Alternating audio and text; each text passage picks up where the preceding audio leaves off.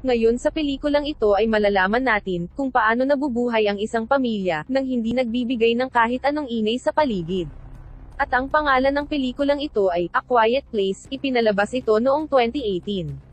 Sa ika-89 na araw, may isang pamilya ang maingat na kumukuha ng pagkain at gamot nila sa isang grocery store.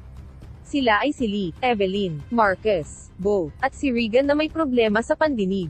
Kumuha ng gamot si Evelyn para ipainom sa anak niyang si Marcus. Nakakita naman ng laruan si Bo.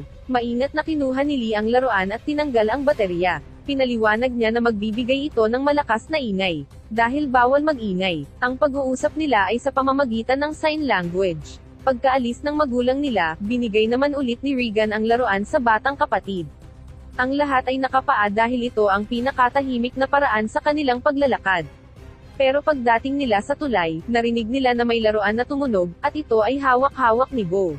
Tumakbo ng mabilis si Lee ngunit hindi niya ito nailigtas mula sa halimaw. Hindi pa malinaw kung anong halimaw ito at paano ito nagsimula. Pero ito ang lugar kung saan kailangan nilang kumilos ng hindi maingay. Dahil aatakihin sila ng mga halimaw na may matitibay na mga balat at may malakas na pandinig. Kaya kung mapapansin natin, ang mga chichirya lang naiwan dahil hindi nila pwedeng kunin ito dahil maingay ang balat nito. Sa ika-472 na araw, sinisisi pa rin ni Regan ang kanyang sarili sa pagkamatay ng kanyang kapatid, at patuloy pa rin na naghahanap si Lee ng radyo na makakarinig sa kanila para humingi ng tulong.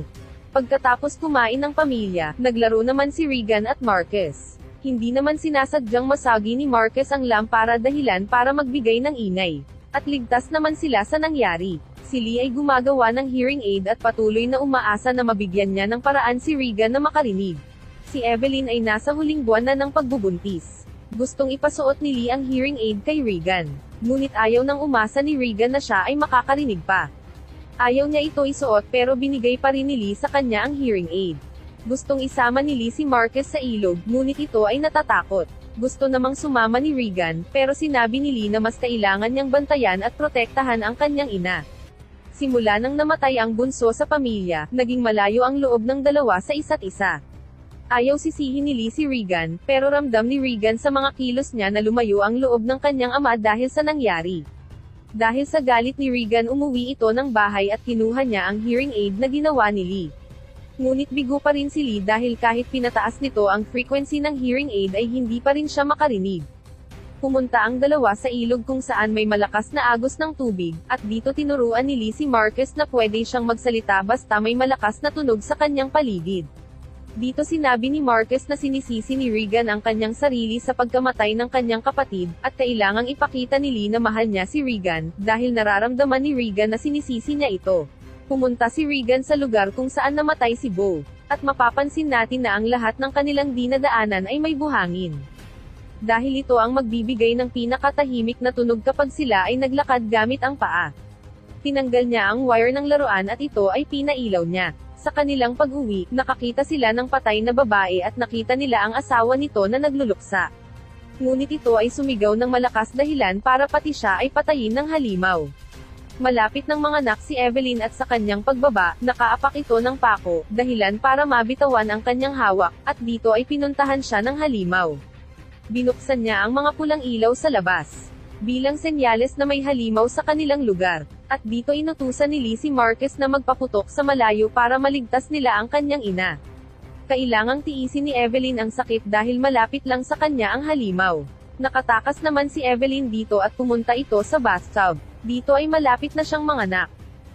Pagsabog ng paputok, sakto naman ang pagsigaw ni Evelyn. At nailigtas naman nila si Evelyn kasama ang bagong panganak na sanggol. Dinala ni Lee ang dalawa sa ilalim ng bahay kung saan hindi rinig ang mga ingay sa labas. Pagkagising ni Evelyn, hinanap niya si Regan at Marcus at sinabi kay Lee na kailangan niyang iligtas ang dalawa dahil hindi niya mapapatawad ang sarili niya pag may nangyaring masama sa mga ito.